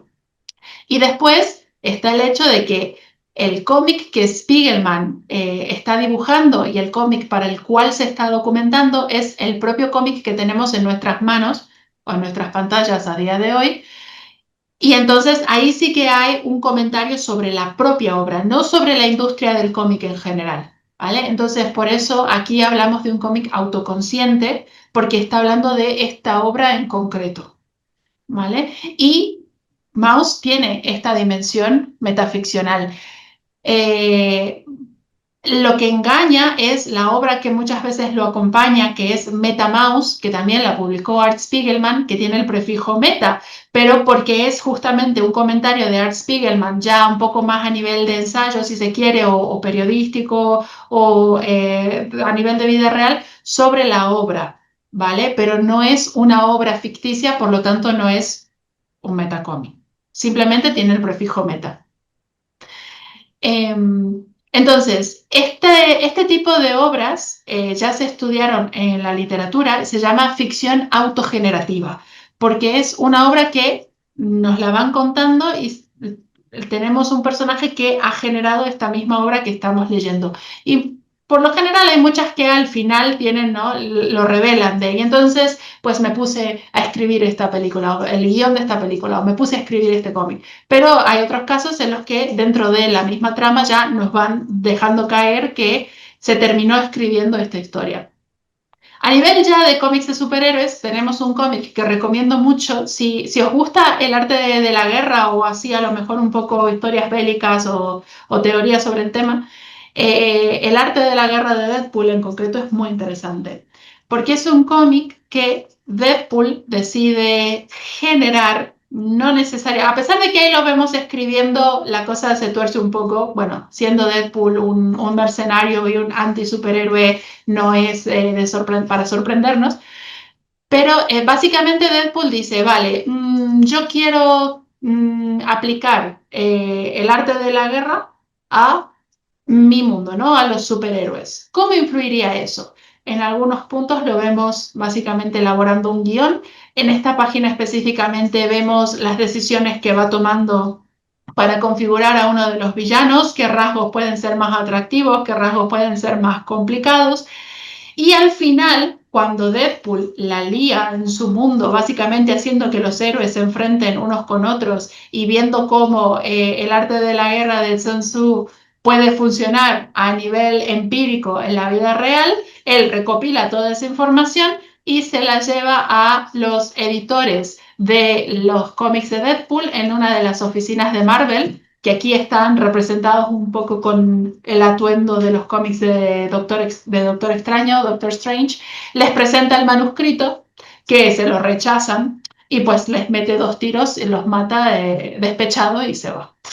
Pero bueno, es básicamente un cómic que se genera a partir de un impulso creativo y hay una manipulación y una comparación textual bastante evidente, ¿sí? Y sobre todo que tenemos representado el nivel extradiegético, ¿vale? El nivel de enunciación, que es el de la editorial. En este cómic están aquí representados estos 2 editores. Hay otro cómic de Deadpool donde pasa algo bastante similar, que es la imagen que tenemos a la derecha, que es Deadpool mata al universo Marvel. Deadpool kills the Marvel Universe. No voy a hacer demasiado spoiler porque este también es uno de mis cómics favoritos y la historia merece mucho la pena. Y hay un momento en uno de los tantos episodios del cómic donde vemos a Deadpool que llega hasta donde están los guionistas tramando la aventura y viendo cómo pueden complicarle la vida a los superhéroes, y Deadpool dice, ajá, con que ellos no quieren complicar la vida, van a ver cómo se las complico yo ahora mismo, y va pues ahí con sus 2 katanas a cobrarse su venganza, ¿no? Entonces hay una ilusión de que Deadpool básicamente hace un viaje interdimensional de su realidad como personaje de un cómic al mundo real de los escritores, los guionistas, los artistas, los editores, etcétera, etcétera. Entonces tenemos básicamente un salto ontológico hacia arriba. Pasamos de la muñeca rusa del medio a la muñeca rusa grande. Y esto pues sucede en muchísimos cómics. She-Hulk también es un personaje súper autoconsciente. En muchísimos cómics, She-Hulk tiene comentarios hacia los lectores, comentarios sobre su condición de personaje. Aquí la vemos en esta primera página hablando por teléfono con el editor, en plan, oye, a ver cuándo me puedes poner una historia en algún sitio que no sea Nueva York, que ya estoy aburrida, por favor que sea otra cosa. Resulta que aparece en Londres. Y para ir básicamente enredando más la cuestión, este cómic que estábamos leyendo, pues también lo está leyendo uno de los personajes, que es la página que tenemos justo al lado, que es uno de los malos, este enmascarado, que quiere complicarle las cosas a Jennifer, a She-Hulk. Entonces aquí hay básicamente un cortocircuito, ¿no? ¿Cómo puede ser que la realidad de Jennifer, que es el contenido propio de las viñetas, esté siendo en tiempo real un cómic que está encima leyendo a un supervillano? Es simplemente un juego narrativo en este caso, pero que luego, en este mismo episodio de los cómics de She-Hulk, deriva de nuevo en jugar, romper con las viñetas, jugar con el espacio en blanco de la página y tener una conexión interdimensional con el nivel ontológico superior, que es el nivel de los creadores. Y tenemos representadas estas manos de un dibujante que una vez que ella se ha deshecho de todas las viñetas para poder sacarse a este villano de encima, las tira a la basura, las quema, dice, bueno, pues a ver ahora cómo hago yo para volver a mi entorno. Y tenemos estos dibujantes inmediatamente pues arreglando la situación y dándole a She-Hulk un lugar donde pueda vivir y donde pueda pues tener sus aventuras, interactuar con su entorno. Queda clarísimo básicamente que esto es un personaje de cómic, que es un personaje dibujado, que es un medio visual, que hay artistas, guionistas y editores.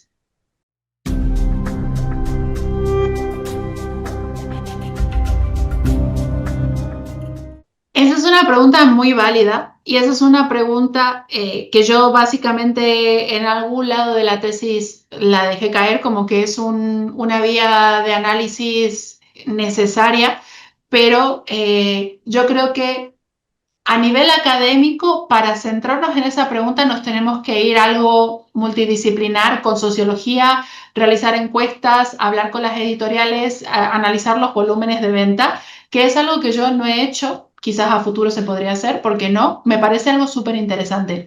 Lo que sí te puedo decir es que la cantidad de cómics, bueno, estos cómics de She-Hulk en concreto, que son de la tirada de John Byrne de los 80, que son de los más populares, justamente es uno de los cómics o sea, de las tiradas de She-Hulk más populares, donde She-Hulk es sistemáticamente autoconsciente.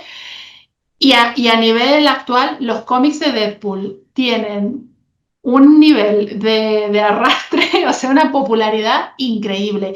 Y yo creo que, y esto estoy hablando desde mi suposición, desde lo que yo he leído y lo que yo he visto, a la gente le gusta mucho el juego meta por el tema de las referencias, por el tema de los guiños, porque son bromas que también están entendiendo, entonces generan ahí una participación y una involucración muy fuerte, ¿no? Es una manera de sentirse partes, de sentirse reconocido, de que se valide y se valore sus experiencias como fans, ¿no? Porque al final, si te mencionan o si te hacen chistes que entiendes porque son cosas que te gustan y te apasionan, pues vas a sentir como una complicidad con la obra. Entonces, yo creo que hay una dimensión afectiva muy grande que se relaciona con el componente meta. Y sí, o sea, a mí me parece, o sea, sin haber visto niveles de venta y demás, me parece que son cómics muy, muy populares y que venden muy bien. Por ejemplo, en el caso de Deadpool, funciona, me imagino que tú habrás visto las películas. Sí. Yo no he visto Uh -huh. realmente, funciona más o menos igual. O sea, ¿tú recomendarías ver las Sí. películas? Sí, a una persona mayor de 18 años, bueno, quizás 16, sí, a mí me gustan mucho, pero claro, sí es verdad que para entender sátiras y parodias es necesario tener contexto de lo que se está parodiando. Entonces, a lo mejor ver Deadpool, las películas, sin haber visto las otras películas de superhéroes, es un poco tirarse a una piscina y no saber si tiene agua o no. Yo creo que igual se puede disfrutar, pero personajes como Deadpool pueden resultar muy chocantes y muy desagradables si no entendemos lo que se parodia, ¿no? Si no sabemos qué hay detrás, qué representa un Capitán América, qué representa Hulk, qué representa, no sé, Viuda Negra o cualquier otro superhéroe, pues sería un poco más complicado contextualizar e interpretar al personaje. Eh, pero sí, o sea, a mí las películas me gustan mucho y de hecho yo creo que las películas, como decíamos en un momento, no sé si fue en nuestra charla anterior a empezar a grabar, las películas han traído muchísima gente al mundo del cómic y los cómics ya reconocen eso. De hecho, en este cómic que había mostrado aquí, el de que es básicamente un elige tu propia aventura, en la última página del cómic se emula la escena post créditos de una de las películas de Deadpool, en las que sale Deadpool en una bata así igual a decir, ¿qué hacéis aquí? La película ya se ha acabado. ¿Qué esperabais? ¿Una escena post créditos como todas las otras películas de Marvel? Dejad de molestar, la película ya se ha acabado. Iros a vuestra casa, recoged las palomitas y salid del cine. Pues en este cómic han hecho exactamente lo mismo, imitando la escena básicamente cuadro por cuadro. Entonces hay un diálogo y ahí hay un reconocimiento entre un medio y otro muy interesante. Ok, ok, vale. Mm. Eh, bueno, pues nada, un poco más de lo mismo, este cómic de Harley Quinn, de una serie que a mí me gusta muchísimo, dibujada y guionizada en parte por Amanda Conner y Jimmy Palmiotti, dentro de la saga de los New 52, para aquellos a quienes les interese. En el primer volumen que abre toda esta historia, hay una especie de introducción parentética donde Harley Quinn dice, jo, pues me gustaría ser la protagonista de un cómic porque estaría muy bien, sería muy divertido, pero habría que ver qué tipo de cómic, quién me dibujaría, porque claro, no todo el mundo dibuja igual y tiene que ser un dibujo que a mí me guste. Y entonces Harley Quinn empieza a escuchar las voces de Amanda Conner y de Jimmy Palmiotti, que es en la imagen de la izquierda la última viñeta, la de más abajo, con estas viñetas así, con formas poco definidas en azul y en verde, que en un principio se asusta, pero le dicen, no te preocupes, Harley, que vamos a buscar a alguien que te cuadre bien. Y entonces cada página del cómic está dibujada por un artista diferente y pues la va poniendo en contextos muy distintos, ¿no? Tenemos este estilo de Jim Lee con un Batman ahí como muy musculado. Luego tenemos escenas como en interín, ¿no? Que están todavía en borrador, con bosquejos que todavía no tienen una forma definida, algo mucho más cartoon. Y bueno, pues Harley Quinn básicamente va experimentando con los propios estilos y va diciendo, pues mira, esto me gusta, esto no me gusta. Es un comentario activo sobre el estilo visual de las viñetas y es un personaje autoconsciente que sabe que es un personaje de cómic, que va a ser la protagonista de unas historias y que está aquí para vivir aventuras y quiere que se cuenten de la forma que a ella más le guste. De nuevo, autoconciencia y una conexión con el nivel ontológico superior. Aquí tenemos otro, este lo voy a pasar rapidito porque es básicamente un ejemplo de discursividad también, donde Deadpool en la primera viñeta dice, bueno, ya está bien, vamos a cortar al montaje de acción y básicamente estas páginas splash, porque las dos páginas están justo así para que las veamos, es un montaje de acción. Tenemos imágenes estáticas que nosotros nos damos cuenta, forman una secuencia de distintos combates que se están realizando al mismo momento, con líneas muy dinámicas, poses muy dinámicas, que nos transmiten esa ilusión de movimiento, pero al final es lo que dice Deadpool, ¿no? Un montaje. Y es como si él estuviese dirigiendo la historia y dice, venga, cortamos y aquí ahora ponemos esto. Está manipulando de forma activa, siendo él el protagonista y no el guionista. Se está tomando muchas atribuciones Deadpool aquí. Tenemos personajes que también parecen tener como una especie de conciencia mística, arcana, que les da la condición de poder manipular las viñetas o básicamente conectarse con un más allá donde estamos nosotros. La primera imagen a la izquierda también es de Deadpool mata al universo Marvel, donde está el Watcher, el vigilante, que lo traducen en muchos cómics, que es este que cumple en este cómic la función de guía narrativo, no necesariamente de narrador. Y aquí lo tenemos básicamente manipulando una viñeta para exponernos el contexto de la historia. Luego tenemos el caso de la bruja esta de Black Hammer, donde ella está pues removiendo su caldero y se da cuenta de que estamos ahí por obra y magia del encuadre de la viñeta. Nos saluda y nos dice, así que habéis vuelto, vale, pues vamos a ver quién está tocando la puerta y demás.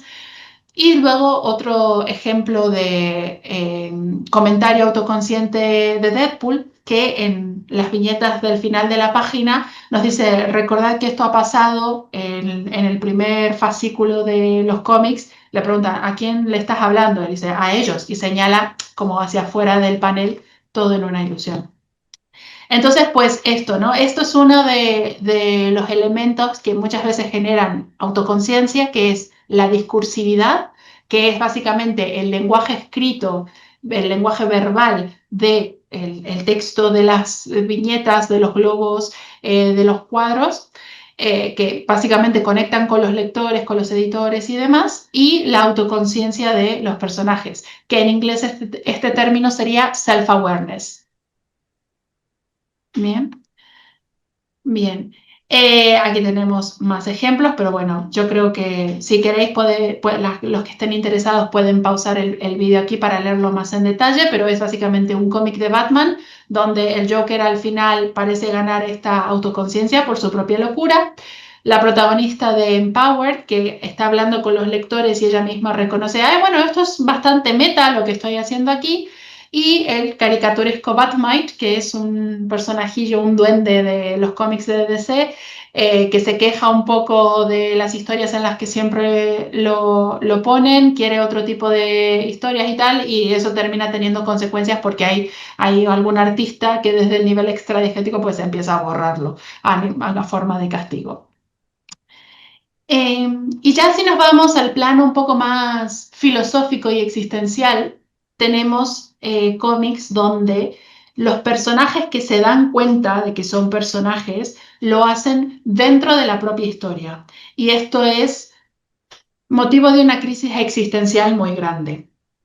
Entonces, partimos de personajes como los que hemos citado hasta ahora, que tienen como una especie de conocimiento superior que ya de entrada los establece como personajes que saben que hay unos lectores y unas personas que los están viendo y que van leyendo sus andanzas.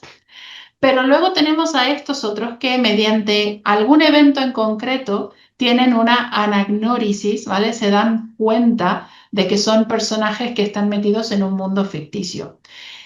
Y esto es muy relevante porque el tono de unos y de otros es muy diferente. Los que ya tenían autoconciencia de entrada lo tienen asumido, lo usan para guiar la narrativa, lo usan para dirigir la atención de los lectores a algo en concreto, para jugar con ellos, como es el caso de Deadpool, hacer chistes.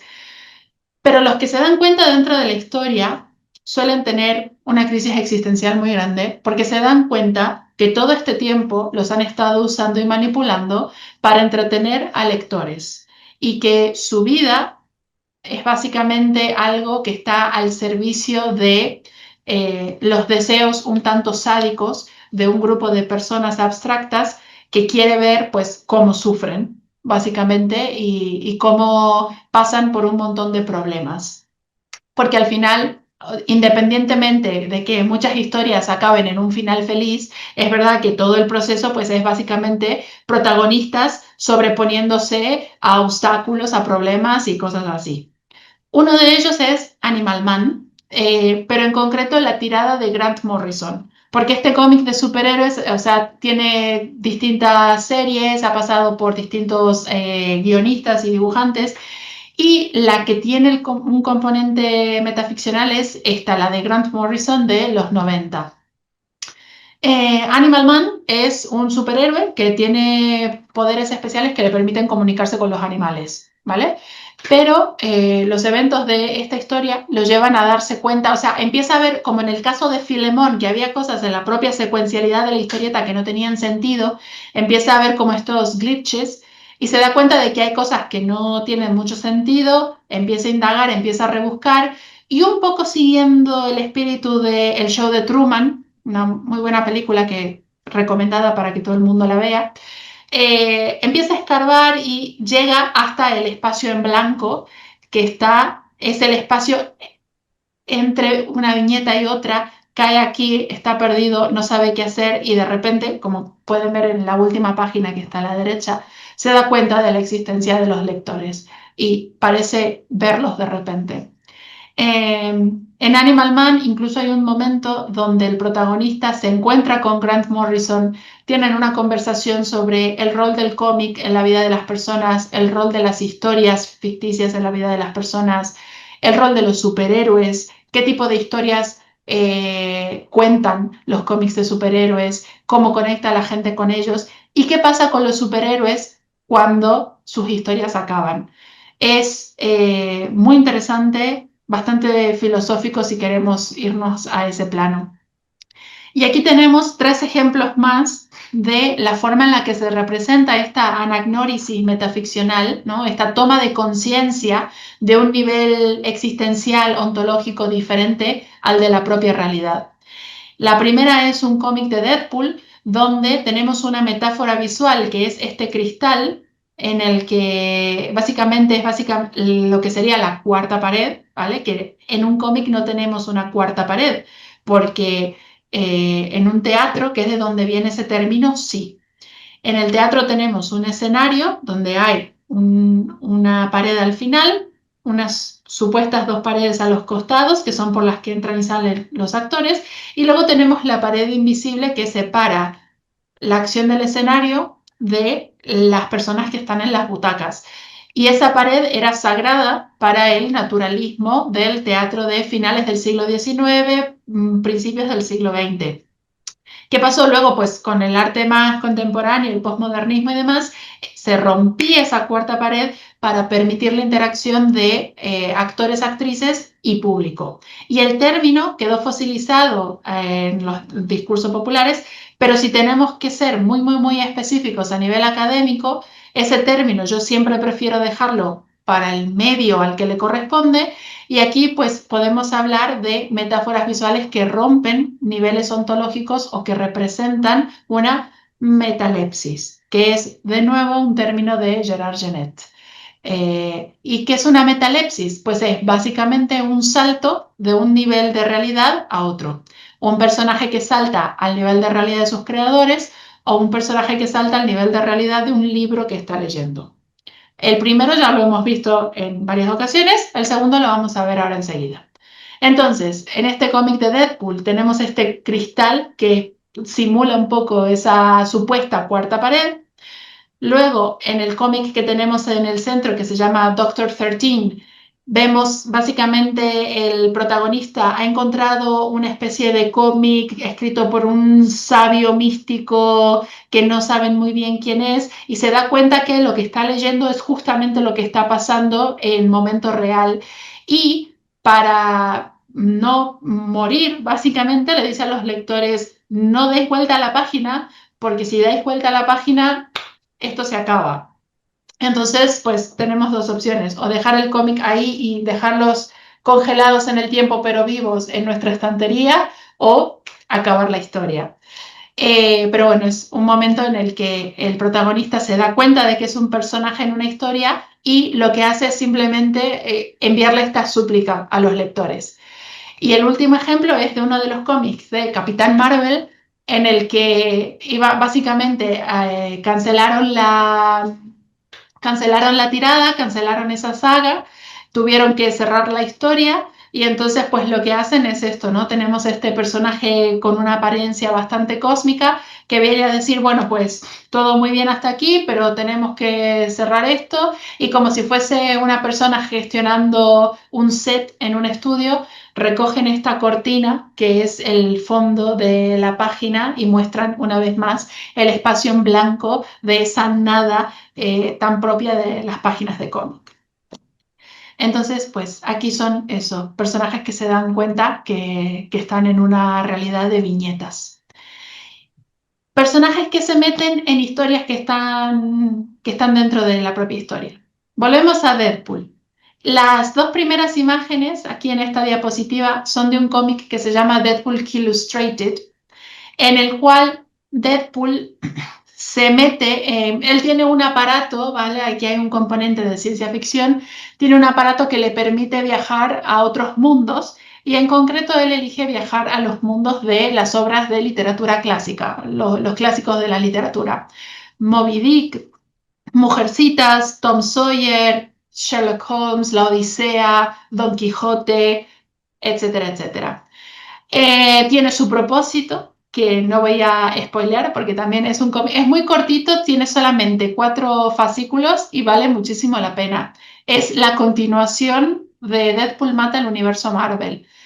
Y bueno, pues tenemos las historias, que serían el nivel metatextual, la muñeca rusa más pequeñita, y Deadpool salta de la muñeca del medio a la muñeca pequeñita. Se mete en la propia historia y por eso tenemos en esta segunda página a los personajes, en este caso de Moby Dick, en el barco, o sea, en el momento en el que están intentando cazar a la ballena blanca y bueno, aquí también hay clichés en el que los superhéroes empiezan como a solaparse con personajes literarios como en este caso Pinocho y Visión, ¿no? Que son autómatas de distinto tipo, ¿no? Y personas artificiales con algo que los hace vivir. Pinocho es un muñeco de madera que tiene conciencia y se puede mover de forma autónoma, y Visión es una especie de androide súper desarrollado, también con un cuerpo de composición sintética y demás. Entonces, el cómic juega muchísimo con la conexión transtextual entre literatura, personajes literarios y cómics, entendiendo a los personajes de los clásicos de la literatura como el origen de muchísimos arquetipos que eventualmente desembocaron en ciertos personajes de los cómics de superhéroes. Luego, a nivel más literario, siguiendo un poco por aquí, hay una obra de teatro de un dramaturgo italiano que se llama Luigi Pirandello, y la obra se llama 6 personajes en busca de un autor. El propio título ya nos anuncia que esto pues, va muchísimo sobre las mecánicas de la narrativa ficcional y demás, pero Milo Manara, también un artista de cómic italiano, hizo una vuelta de tuerca a esa historia, una reescritura, y jugando un poco con el concepto de esta obra de teatro, creó el cómic de un autor en busca de 6 personajes, al revés. Entonces tenemos a un Milo Manara que se mete un poco en su mundo ficticio de cómic para poder crearlo, ¿no? Y conocer a los personajes, entenderlos mejor, sacar ideas y luego poder plasmar sus historias en una página y en viñetas, básicamente. Lo que sí voy a decir, así como voy recomendando cómics y demás, sí voy a hacer un pequeño apunte que Milo Manara pues, es un autor que se ha recibido muchísimas críticas por la representación de básicamente cuerpos femeninos y personas racializadas. Entonces, simplemente para que a la hora de acercarse a su obra, pues se tenga eso en cuenta. Son obras que ya tienen varias décadas de haberse publicado, entonces, bueno, hay cuestiones que quizás en un mercado actual y contemporáneo pueden hacernos bastante ruido. Y bueno, en el mercado de su época un poco también. Y luego también otro caso en el que un personaje de cómic se mete en un cómic que está incluido en la historia es Flex Mentalo. Flex Mentalo es un personaje que es este tipo súper musculoso, que es un luchador de lucha libre, que ha aparecido como personaje secundario en muchísimos cómics de DC, perdón, de Marvel, pero son muy pocas las tiradas de cómics donde él es uno de los protagonistas principales. Y Grant Morrison, una vez más, viene a contar una historia con este personaje donde hay un muchacho que en su vida real tiene problemas de salud, tiene un cuerpo bastante frágil y se mete en uno de los cómics para vivir su fantasía de adolescente, pues de poder sobreponerse a esa enfermedad, de conocer a sus héroes de cómics, de poder vivir aventuras y pues básicamente darle un giro a su realidad. Entonces él, eso, ha creado unas viñetas con unos conceptos pues bastante adolescentes y al final termina relacionándose con los personajes y son los superhéroes los que los salvan desde este juego metaléptico de yo pertenezco a un nivel de realidad, pero estoy en otro. Eh, y bueno, aquí también, o sea, esto es esencial para el desarrollo de la trama.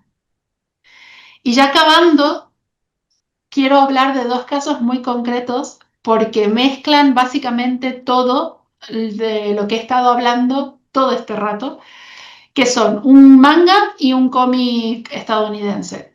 El manga se llama Opus, de Satoshi Kon. Lo pueden encontrar como un volumen o como dos volúmenes. Y en este manga tenemos autorreferencia y autoconciencia. Autorreferencia porque el protagonista de la historia es un artista de cómic que ahora mismo está en un momento que tiene la mente en blanco, no sabe qué dibujar, no sabe qué hacer, sus obras los editores se las rechazan y resulta que un día la viñeta de la página que estaba dibujando se convierte como en esta especie de conducto de ventilación y se mete en una realidad de manga, del manga que él estaba escribiendo. Entonces tenemos una metalepsis descendiente, ¿no? Tenemos al protagonista que baja al nivel de la obra que él estaba creando como artista de manga. Y tenemos, por supuesto, todos los clichés de los personajes de manga que el mismo autor los va comentando como, vale, a ver, si acaba de pasar esto, seguro que pasa esto otro porque el manga funciona así. Luego tenemos instancias, que es el ejemplo de la segunda página, donde la realidad empieza a colapsar un poco cuando los edificios se caen, en vez de destruir la propia ciudad, destruyen la viñeta y se revela de nuevo ese espacio en blanco. Y por motivos que tampoco voy a hacer mucho spoiler, tenemos al final al personaje, al dibujante de cómics, que sube, hace un salto metaléptico hacia arriba al nivel de Satoshi Kon. Y el que está sentado en la silla de dibujante aquí en la última página es el propio Satoshi Kon representado, ¿no? Con el protagonista como diciendo, ¿qué está pasando? ¿Tú quién eres? Para quien no lo sepa, Satoshi Kon es el mismo creador de Paprika. La película está súper conocida y también bastante bizarra, pero muy interesante. Y el último cómic que también mezcla un poco todo es Crossover. O sea, el propio título ya nos lleva a inferir aquí un salto de realidades, ¿no? De que paso de una realidad a otra o realidades que se mezclan. Y la premisa de este cómic es que en Colorado, en 2017, hubo un evento donde se creó como una especie de burbuja sobre el centro de la ciudad y los personajes de los cómics, o sea, viajaron al mundo real. Entonces ahora hay una lucha social entre personas reales y personajes de cómics. Y aquí hay pues un discurso muy interesante de incluso hasta de migración y de temas identitarios. Todo el tiempo se hace referencia a la industria del cómic, la historia del medio, que es lo que podemos ver en la primera página, ¿no? Las típicas guerras de los cómics de antes, los cómics de ahora, el miedo que había sobre el cómic en los 70 y los 80, sobre cómo cierta gente más puritana, más conservadora lo relacionaba con el satanismo y cómo eso influyó en la propia industria, el rol que tienen en la cultura popular y hasta qué punto la cultura popular configura la escena política contemporánea. Y luego ya más a nivel estético tenemos esta diferencia gráfica, que es lo que vemos en la segunda página, con personajes de cómic que se revelan como tales, porque su piel básicamente está compuesta de la impresión por puntos tan característica de los cómics de los 60, sobre todo, cuando el sistema de impresión no era con los métodos digitales que tenemos hoy en día, y lo que hacían las máquinas pues era mezclar puntos de los colores básicos y según los que se mezclaran pues eso daba lugar a distintos colores, ¿no? Y aquí vemos pues que la muchacha que tiene el antifaz está escondiendo a esta niña para que no la persigan, poniéndole maquillaje sobre su piel verdadera, que es la que revela que tiene los puntos ahí, ¿no? Entonces, aquí hay también muchísima autorreferencialidad y tenemos a personajes que saben que son personajes de cómic, pero desde un nivel metatextual. No necesariamente conectan con los creadores, con Donny Cates y su equipo en la editorial. Así que bueno, esto es básicamente un resumen muy breve de un compendio, todo un corpus de cómics con distintos elementos meta que los usan para distintos motivos, desde cosas más existencialistas y a lo mejor un poco más duras y muy reflexivas y meditativas, a cómics que pues son muy juguetones, que les gusta reír y les gusta reírse de sí mismos, les gusta hacer reír a los lectores. Y bueno, y luego pues los cómics que habíamos mencionado antes, que son cómics pues bastante abstractos, que ponen, no sé si en riesgo, ponen a prueba la propia definición del cómic y del medio. Así que por lo pronto eso sería todo por mi parte.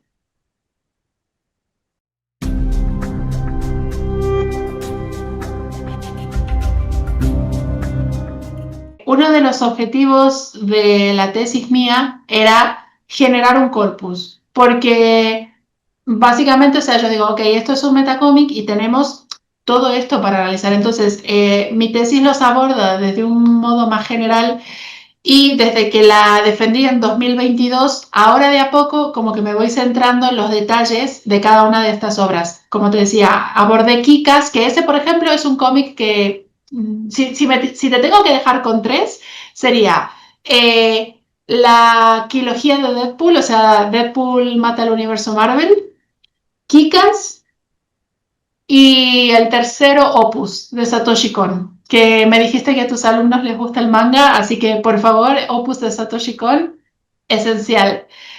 Sí, crossover merece mucho la pena por eso, cómo nos relacionamos nosotros con los personajes de cómic, en concreto con los superhéroes, el rol que tienen en nuestras vidas, cómo han influenciado la cultura popular en general. Y sí, y un poco la distinción entre realidad y ficción. Son, no sé, meditaciones muy contemporáneas, porque al final reflexionar sobre qué es la realidad es algo súper posmoderno y además también bastante, o sea, nos pueden llevar a terrenos filosóficos que están interesantes y sí, de hecho, o sea, sin darte cuenta pasas de leer un cómic de superhéroes a plantearte preguntas típicas de una clase de filosofía y yo creo que eso está muy bien, sobre todo para las personas, eso, ¿no? Que dicen, vale, estos son viñetas con chistes y poco más, puede ser, no quita que no, es totalmente válido, pero también pues es un género donde hay historias de todo tipo, es un formato muy rico y da para mucho. Y entonces sí, eso, son muchos cómics y lo malo es que los cómics son caros de comprar para las personas, para las instituciones. Entonces, pues sí, igual podemos desde aquí decir, hagamos algo para subvencionar el cómic, por favor, porque es algo además en todos lados, o sea, aquí en Argentina, en México seguramente también, en Estados Unidos. Así que sí, es un medio muy rico y que y la propia multimodalidad, ¿no? De combinar texto escrito con imágenes genera, o sea, requiere habilidades de interpretación que no son algo sencillo. Así que es algo muy productivo leer cómics. Hay que leer mucho cómic.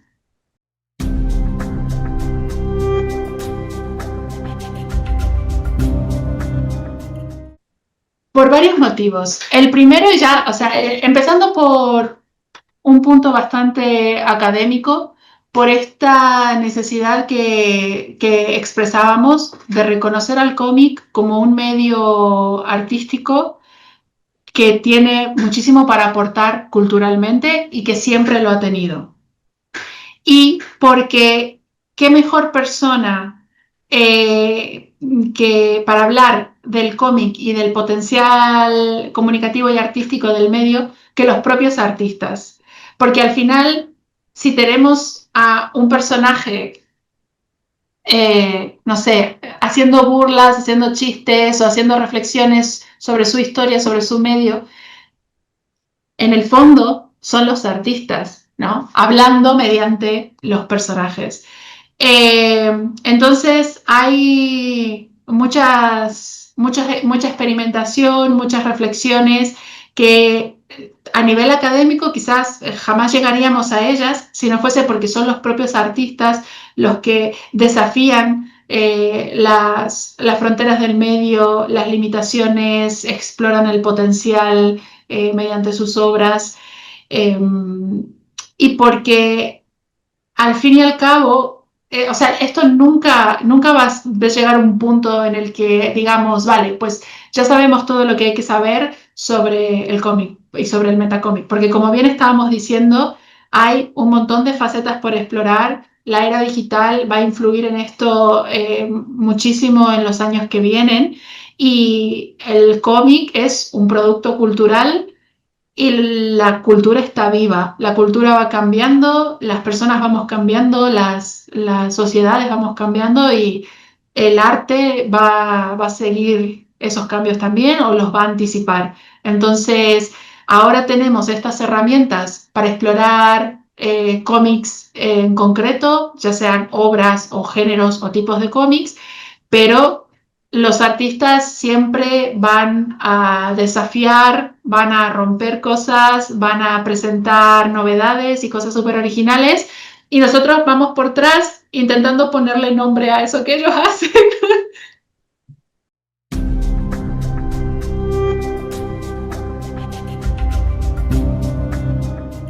A nivel personal, yo creo que todo el mundo tiene que leer y consumir el arte, las narrativas, las historias, en cualquier medio que le llamen la atención y que le gusten. Quizás incluso a lo mejor exponerse a historias con las que no está muy seguro cómo se va a sentir, por experimentar un poco y descubrir nuevos medios, nuevos géneros, nuevas perspectivas. Pero yo creo que los cómics están ahí para generarnos experiencias positivas y que si no, hay algo que no nos divierta, no estamos pasando bien, no pasa nada. Lo mismo con la literatura, lo mismo con el cine. Ahora, sí es verdad que en ciertos contextos es necesario, por motivos específicos, tener conocimiento de ciertas cuestiones. Y aquí es donde me pongo un poco el sombrero de profesora de literatura y le digo, yo a mis alumnos de la universidad, si en algún momento no les gusta leer a Virginia Woolf, pues lo siento mucho, pero es que hay que leer por lo menos alguna de sus obras para entender la ficción modernista, ¿no? De principios del siglo XX. Entonces, en esos casos concretos donde estamos intentando generar una visión crítica de un estilo, de un movimiento artístico, de un momento histórico, sí. O sea, hay cosas que son necesarias, hay obras que hace falta entender y reflexionar sobre ellas.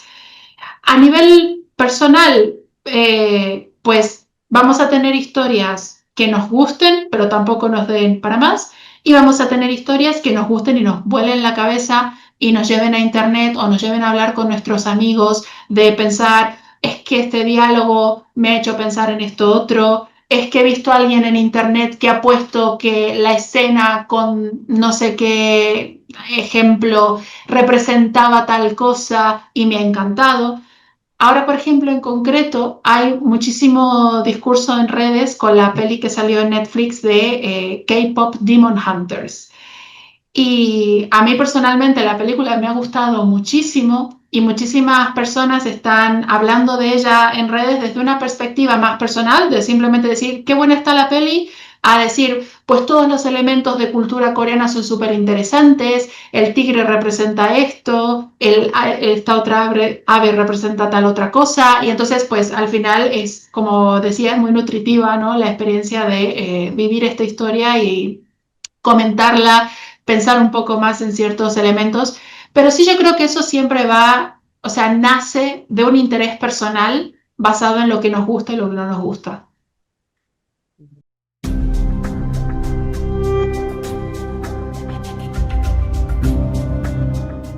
Yo creo que los cómics meta, sobre todo estos que son bueno, sí, no, un metacómic de por sí es una manera de expresar esa reflexión. Es una forma de exponer las preocupaciones o las conclusiones, en cierto caso, aunque muchas veces hay más preguntas que respuestas sobre el cómic en general.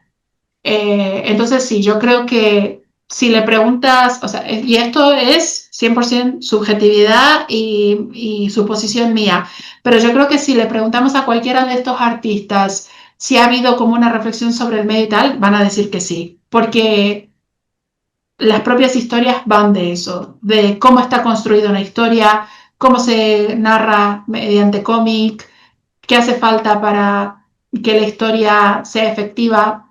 Yo creo que en el metacómic en concreto es algo esencial.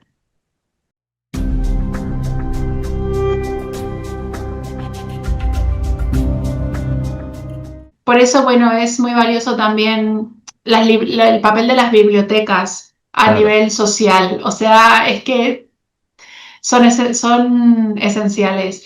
Y eso, muchas veces, aquí por ejemplo en Salamanca, tenemos dos bibliotecas que tienen una muy, muy buena sección de cómics y claro, nos dan la vida a nivel social. Eso ayuda muchísimo. Entonces, de última, siempre están ahí las bibliotecas y si disponen de fondos, sería fenomenal.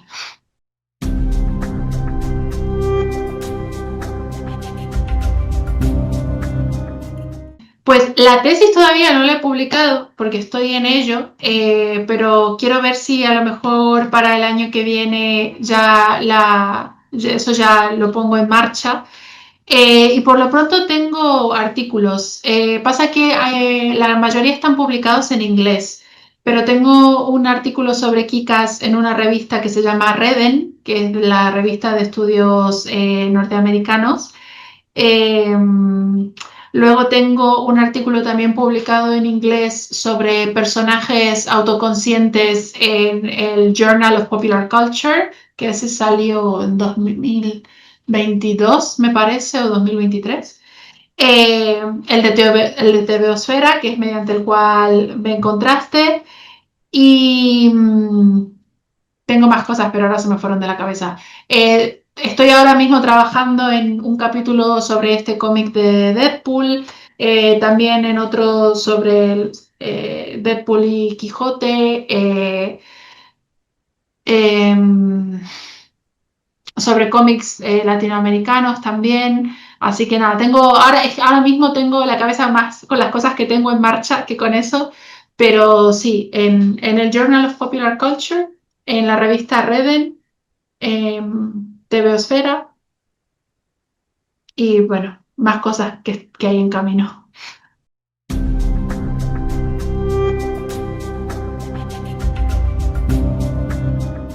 Pero en general, no sé, eso, que a nivel social valoremos el cómic, defendámoslo. Cuando estemos hablando con alguien que a lo mejor empiece a menospreciarlo, plantarnos y decir, ¿por qué? ¿Por qué dices esto? ¿Qué te lleva a pensar esto? Y desde la cordialidad y la paz social, no sé, proponer vías de acceso como lo pueden ser las películas, por ejemplo, pero si no, sugerencias para que las personas se animen a leer cómic, que es algo que es muy, no sé, es muy bonito y deja muchas cosas muy valiosas. Así que solo eso.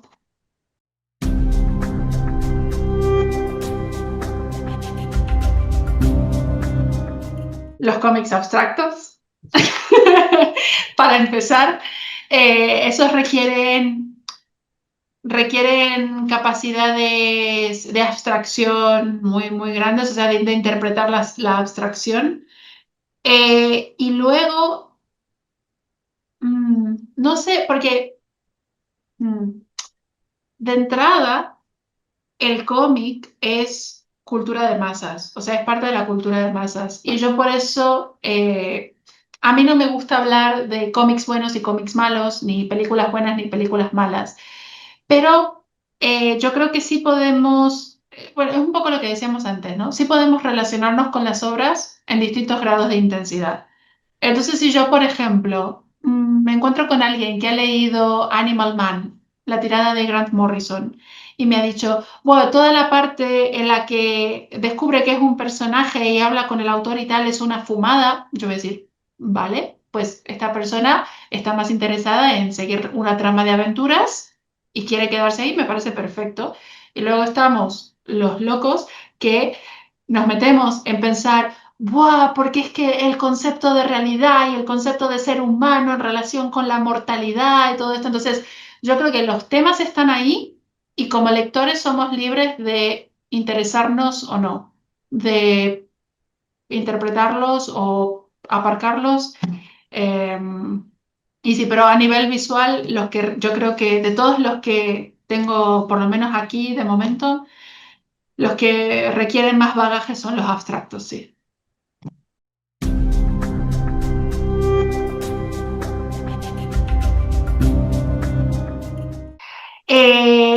Claro, el cómic que te decía yo recién, de es como ir interactuando un poco, ya tiene sus años, porque es del 2006, se llama Checkerboard Nightmare, como pesadilla a cuadros, una cosa así, del artista Chris Straub, Chris con K.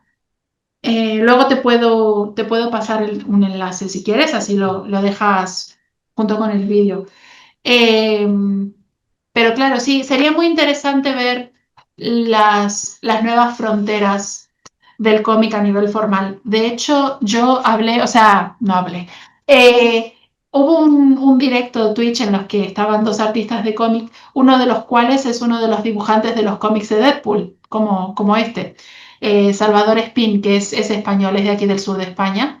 Eh, pues yo estaba en el chat y dijeron, si la gente quiere hacer preguntas y tal, y yo dije, bueno, no pierdo nada. Y le pregunté si, o sea, cómo veía él el futuro de los juegos del personaje de Deadpool con su autoconciencia como personaje, su relación con los lectores y demás, qué cosas le gustaría explorar como artista que hasta ahora no habían hecho. Y me dijo que estaba valorando en cierto momento la posibilidad de poner códigos QR que generen como una especie de experiencia interactiva entre el cómic impreso formato libro y otros medios digitales. Y la verdad que eso estaría muy interesante.